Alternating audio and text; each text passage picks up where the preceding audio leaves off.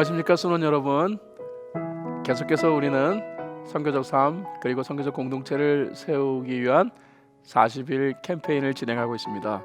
벌써 캠페인의 한 중반부까지 거의 이른 것 같습니다. 지난 한 주간은 선교적 삶 그리고 선교적 공동체 덕목 개발하기를 중심으로 하여서 우리 한 주간 하나님 말씀을 묵상하고 또 함께 나누는 시간들을 가지고 있죠. 여러분 어떻게 잘 진행하고 있습니까? 개인 묵상 집에서 잘하고 계시죠? 새벽 집회에 나오시는 분들이 많이 계신데요. 아침에 이른 시각에 본당에 나와서 하나님 말씀을 듣는 여러분들의 여러 모습들이 너무도 아름답습니다. 좀 피곤은 하겠지만은 그러나 이 새벽 집회를 통하여서 베풀어 주시는 하늘의 은혜가 참 크다라고 저는 그렇게 생각합니다. 열심히 참여하시고 그리고 새벽 집회를 통하여서 받는 그런 놀라운 은혜가 우리 모두에게 있기를 바랍니다. 지난 한 주간 우리들은 액션 프로젝트를 실행하는 것을 위하여서 노력을 했을 것입니다. 지난주 우리들의 액션 프로젝트의 중요한 것은 우리의 삶의 주재권을 그리스도께 이양하는 것이었죠. 그래서 그 액션 프로젝트를 위하여서 주재권 이양에 대한 카드를 여러분 모두에게 나누어 드렸습니다. 여기에 내가 주인이라는 사실에 대한 포기 각서가 있었고, 그 다음에 나의 삶의 진정한 소유권은 주 예수 그리스도께 있다. 그러므로 내 삶의 주재권을 그리스도께 이양한다라는 주재권 이양 각서를 우리가 보고 거기에 서명을 한 다음에 그 카드를 냉장고에 붙여놓자, 그렇게 말씀을 드렸습니다. 여러분 어떻게 냉장고에 주재권 이양에 대한 부분들을 붙여놓으셨습니까?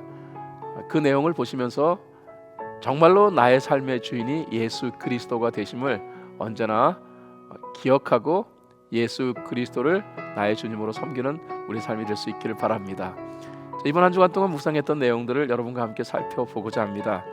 먼저 진정으로 선교적 삶 그리고 선교적 공동체를 세우기 위한 덕목, 우리가 개발해야 할 여러 가지 내용들이 있는데 그 부분들을 좀 살펴보면요, 먼저 우리는 은혜로 충만해야 된다는 것입니다. 하나님의 은혜가 왜 필요할까요? 하나님의 은혜는 그리스도인 삶의 동력이 되기 때문이죠. 자동차가 동력이 있어야지 움직일 수 있듯, 또 우리가 매일 사용하는 우리 스마트폰이 잘 활용되기 위해서 그 차지가 잘 돼 있어야겠죠. 배터리가 잘 충전되어 있어야 할 줄 압니다. 마찬가지로 우리가 본질적인 삶인 이 선교적 삶을 잘 실행하기 위해서는 하나님이 우리에게 허락하시는 은혜로 우리가 충만해야 된다는 것입니다. 또 하나님의 은혜가 우리에게 꼭 필요한 것은, 하나님의 은혜는 그리스도인 삶에 있어서의 바로 실력이 되기 때문이죠. 그리스도인은 세상을 지배하는 삶을 이루어갑니다. 그러므로 그리스도의 삶의 진정한 실력은 하나님의 은혜로 말미암아 이루어지게 되는 것이죠. 이를 위하여서 우리가 적용을 한 내용이 있습니다. 우리가 은혜의 자리를 굳건히 지키자라는 것이었습니다. 예배에 열심히 참여하고 또 소그룹 모임인 가지 모임에 잘 참여하여서 그 은혜를 제공하시는 하나님 우리가 경험하고 또 은혜를 제공받아서 굳건한 그런 선교적 삶을 우리가 이루어 가자는 것입니다. 동시에 우리의 삶을 하나님의 은혜를 채우는 일을 중심으로 스케줄을 편성해 보자라는 것이죠. 1년 우리가 해야 할 많은 일들이 있지만은 그 어떤 일들보다도 중요한 것은 우리의 삶에 하나님의 은혜를 채우는 것입니다. 그 하나님의 은혜를 채우는 일을 위하여서 스케줄도 잘 잡아 볼 수 있으면 좋을 것 같습니다. 두 번째로 우리는 복음을 이해해야 된다라는 내용을 살펴보았죠. 복음에 대한 이해는 굉장히 중요합니다. 복음을 우리가 이해한다면은 그러면 어떤 모습이 우리에게 이게 생길 수 있을까요? 우리의 삶의 무게중심이 전환되는 것입니다. 우리가 나를 중심으로 살았던 내 삶을 하나님 중심으로 살아가는 것이죠. 나에서 하나님으로 우리의 삶의 무게중심을 바꾸는 것이죠. 동시에 삶의 방식을 전환하는 것입니다. 나에 의해서 하나님의 은혜로 나의 삶의 방식을 바꾸는 것이죠. 그 대표적인 인물이 스데반이라고 말할 수 있습니다.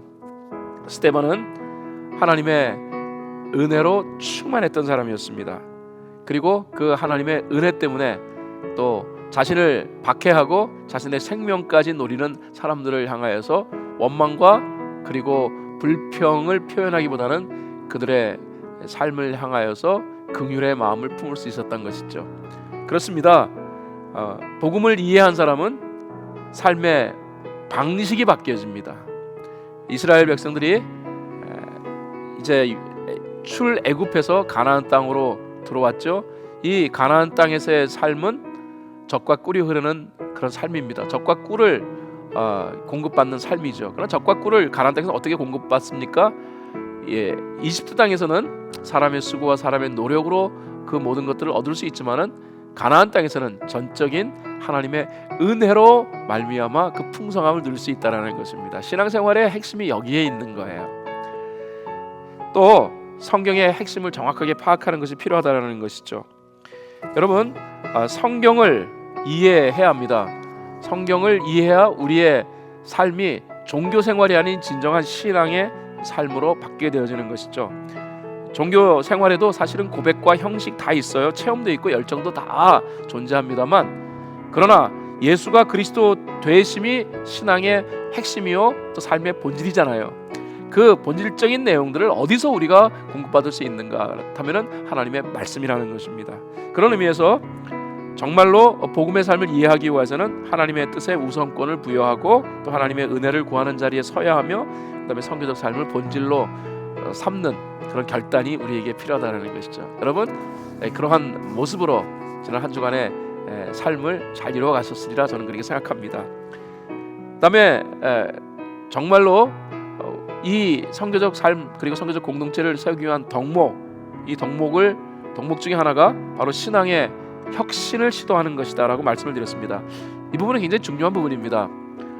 신앙의 혁신이라는 것, 어떤 영역에서 이루어져야 할까요? 신앙의 혁신을 이루기 위해서는 하나님을 우리가 인격자로 인정해야 된다는 거예요.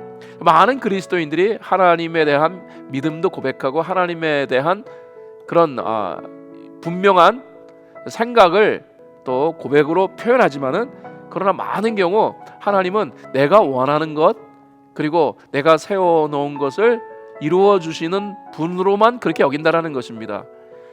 근데 정말로 우리가 하나님을 섬긴다라는 것은 하나님을 인격체로 인정하고 그 하나님을 인격적으로 대하는 거예요. 하나님의 뜻을 받들기 위하여 신앙의 삶이 존재하는 것이죠. 내 삶을 성취시키고 내가 원하는 것을 이뤄가기 위하여 하나님을 사용하는 것이 신앙이 아니라는 거예요. 하나님이 많은 그리스도인에게 수단적인 분으로 전락했다라는 것은 이 시대의 신앙생활에 있어서의 굉장히 슬픈 그런 모습이다라고 저는 그렇게 봅니다. 이 시대에 어쩌면 비극이라고 말할 수 있겠죠.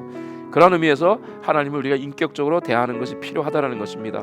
동시에 우리의 신앙이 혁신되어져야 되는데, 영성은 그리스도인 삶에 있어서의 중요한 그런 핵심이라고 말할 수 있죠. 이 영성은 계속 개발되어져야 합니다. 성장하지 않는 영성이 우리의 신앙의 발목을 잡아요. 성교적 삶을 이루어가지 못하도록 만드는 그런 요인이 되기도 합니다. 그러므로 신앙이 성장해야 된다는 것입니다. 우리가 신앙의 성장을 요하여서 이 한 해 열심히 애를 쓰고 또 신앙이 성장할 때 또 하나님께서 능력도 공급하여 주시는 것입니다. 그러므로 신앙은 단순한 종교적인 열심으로 감당되어지는 것이 아니고 영성적인 것으로 감당되어지는데, 영성이 부족한 것을 우리가 항상 고민할 수 있어야 될 것 같습니다. 그리스도인은 이 부분을 항상 생각해 보아야 합니다. 신앙은 성교적 삶이 되어야 되는데 신앙적 삶은 이 영성이 없이는 불가능하다는 것이죠. 그러므로 우리 하나님을 우리가 만들어 놓은 프레임 안에 가둬놓아서는 안 될 것 같습니다.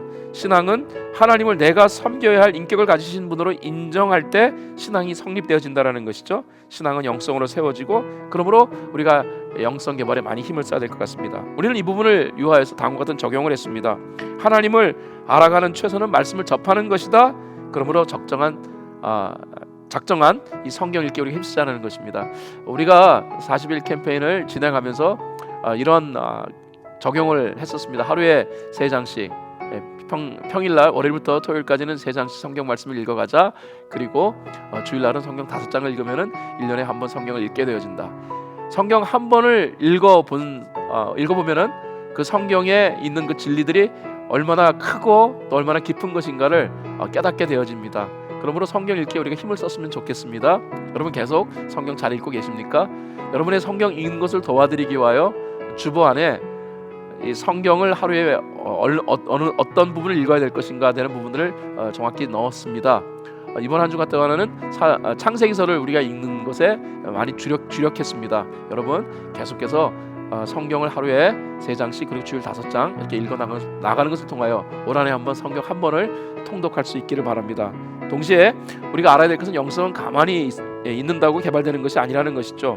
우리 교회 안에 여러 가지 양육과 훈련 프로그램이 있는데 이에 적절히 참여하여서 우리의 신앙을 성숙하게 만들고 성장시키는 그런 한 해가 되었으면 좋겠습니다. 또 다른 내용은 성령으로 충만해야 된다는 것입니다. 성령으로 충만해지면 어떤 일이 만들어질까요? 핵심에 집중하는 능력이 생깁니다. 성령으로 충만한 사람은 꼭 보아야 할 것을 본다라는 것이죠.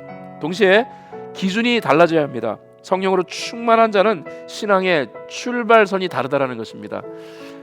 믿음의 선배들은 뭔가 달랐습니다. 그들의 삶은 세상에 있는 많은 사람들에게 정말로 감동을 주기에 충만한 그런 구별되어지고 또 다른 이런 모습들이 우리의 신앙의 선배들에게 있었다라는 것이죠. 그런 의미에서 예수 믿는 사람들은 세상 사람들과 구별되어야 되는데 이 성령의 그 은혜가 우리의 내면 가운데 있기 때문이죠. 우리는 예수를 받아들인 사람입니다. 예수를 받아들인 인생은 달라집니다. 성령이 함께 하시면 달라지는 것이죠. 성교적 삶을 유하여서 함께 하시는 그 예수님과 성령에 더욱더 민감한 우리가 되어야 될 것 같습니다. 이에 대해서 우리가 적용한 내용이 이것이죠. 올 한 해 하나님과 예수 그리스도의 기쁨을 위해서 해야 할 일 한 가지를 우리 생각해 보는 것이었습니다. 여러분 올해 각자 마음에 이 다음과 같은 일들이 나한테 있으면 좋겠다라는 여러 가지 내용들을 여러분이 생각해 보셨을 것입니다. 어떤 분은 한 해의 계획도 세우셨을 거예요. 올해 이러한 것들이 내 삶 가운데 이루었으면 좋겠다. 나는 이것을 위하여 올 한 해 열심히 노력할 것이다. 그런데 그것이 예수와 연결되어진 계획이 됐으면 좋겠어요. 예수 그리스도와 연결되어지고 또 몇 번 강조하는 것은 우리의 신앙의 본질 또 삶의 본질이 바로 예수를 드러내는 삶이지 않습니까? 그러므로 우리의 삶에 있는 모든 것들이 예수와 좀 연결됐으면 좋겠다는 거예요. 그래서 올 한 해 내가 하나님과 예수님을 위하여서 내가 무엇을 할까에 대한 부분들을 한번 생각해 보자 하는 것이 우리가 같이 생각해 본 그런 내용이었고요. 그다음에 성경의 가르침이지만은 현재 상황으로 이룰 수 있는 것이 아니라고 여겨졌던 것들이 있어요. 꼭 해야 될 일이지만은 그러나 나의 상황, 나의 조건에 의해서 이것은 내가 감당할 수 있는 것이 아니다라고 예외적으로 여겼던 것, 그 한 가지를 한번 생각해 보는 거예요. 사실 그것도 성령님이 도와주시면은 우리가 다 감당할 수 있는 거예요. 주님에 대한 사랑의 마음이 있다면은 그 모든 것까지도 우리들이 감당해낼 수 있다라는 것입니다. 그다음에 우리의 선교적 삶과 그리고 선교적 공동체를 이루기 위해서 개발해야 할 덕목 중에 하나는 상황에 대한 부분이었습니다. 우리가 상황을 잘 이해해야 된다는 것인데 사실 이 상황은 우리 신앙의 삶에 있어 밀접한 연관성이 있습니다. 하나님께서 우리를 정말로 축복의 삶으로 이끌어 가시는데 때로는 우리는 여러 가지 우리가 원하지 아니하는 그런 좋지 못한 상황에 직면하기도 하는 것이죠. 그 모든 것 하나님이 인도하시는데 왜 하나님은 우리에게 좋은 상황이 아닌 나쁜 상황도 허락해 주실까? 여기에는 상황에 대한 몇 가지 중요한 뜻이 담겨져 있기 때문입니다. 그 부분을 우리가 같이 한번 생각해 봐야 될 것 같아요. 상황은 때로 사람들의 반응을 이끌어내기도 한다는 거예요. 무반응인 사람들에게 우리의 고난의 상황 그리고 우리가 겪는 여러 가지 힘든 상황을 통하여서 예수 믿는 사람들은 이렇게 이 고난의 상황을 이렇게 감당하고 있구나. 그러면 저들이 저렇게 어려움 속에서도 꿋꿋하게 믿음의 삶을 이루어가는 이유가 무엇이지? 라는 이런 부분들에 대하여서 호기심을 갖게 된다는 것이죠. 그러면 하나님은 때때로 우리의 삶에 고난도 허락해 주셔서 우리의 삶에 이루어지는 이 고난을 통하여서 세상 사람들로 하여금 반응을 이끌어내게 하시는 그런 은혜를 또 베풀어 주시기도 하시죠. 또 상황은 때로 용기를 갖는 동기를 부여한다는 것입니다. 스데반을 장사 지냈던 사람들은 사실 숨어서 신앙생활했던 사람입니다. 신앙을 공개적으로 드러내다 보면은 여러 가지 불이익적인 것을 당할 수가 있었겠죠. 그래서 숨어서 일종의 소극적인 신앙의 삶을 이루어갔던 사람들이 스데반의 순교 이후 그들은 스데반을 장사 지내기 위하여 공개적으로 이 자신들의 믿음을 드러내는 것이죠. 바로 이와 같이 때때로 우리의 삶의 어려움은 또 고난은 이러한 상황들은 우리가 용기를 갖고 예수 그리스도를 또 믿는 그런 삶을 이루어가기 위한 그런 또 이 방향의 전환을 이루기도 한다는 것입니다. 상황은 때로 사람의 실체를 드러내기도 합니다. 우리가 같이 함께 해야 될 사람, 우리가 멀리 할 사람, 이 상황을 통하여서 사람의 실체를 드러내게 하기 위하여 하나님께서는 때때로 우리의 삶에 험난한 그런 상황도 허락해 주신다는 것입니다. 또 상황은 사람의 사고의 틀을 깨뜨리게 되어지는 동기가 되어집니다. 복음을 예루살렘에만 전했던 예루살렘 교회 성도들, 그런데 예루살렘 교회의 박해가 이루어짐으로 말미암아 그들이 유대 지방과 그리고 사마리아 지역까지 흩어져 복음을 전하게 되어지죠. 이 복음이 땅끝까지 전해져야 되는 것이 예수 그리스도의 뜻이지 않습니까? 이 사역을 위하여서 하나님께서는 이 박해도 예루살렘 교회 허락해 주셨습니다. 그 박해 결과 예루살렘 교회에 있는 성도들이 흩어져서 복음을 전할 수 있었다는 것입니다. 이에 대해 우리가 다음과 같은 적용을 했습니다. 상황을 성교적 삶의 실천 조건으로 따지는 행동을 일절 중단하자. 내 삶에 이런저런 이유 때문에 그래서 내가 성교적인 삶을 이루어갈 수 없어라고 여겼던 그 많은 것들 우리들이 일절 중단해보자라고 우리가 적용했고요. 그리고 상황을 통제하시는 하나님에 대한 믿음을 갖자 했던 것이 우리가 한 주간 묵상했던 내용 중에 하나입니다. 또한 선교적 삶과 그리고 선교적 공동체를 세워가기 위한 덕목 중에 하나는 우리가 바른 신앙관을 갖자라는 것입니다. 여러분, 빗나간 관심이 바로 잡혀야 됩니다. 우리 그리스도의 관심은 오직 예수가 되어야 된다는 것이죠. 동시에 우리는 신앙에 부합한 삶을 이루어야 됩니다. 많은 그리스도인들이 세상과 신앙을 겸하여 섬깁니다. 일종의 회색 시대 안에서의 신앙의 삶을 이루어가고 있는 것이죠. 그러나 이러한 회색 시대 안의 신앙의 삶은 무기력합니다. 결코 신앙을 감동적으로 만들 수 없죠. 그러므로 신앙생활에 대해서는 우리가 분명한 색깔을 취하는 것이 필요하다는 것입니다.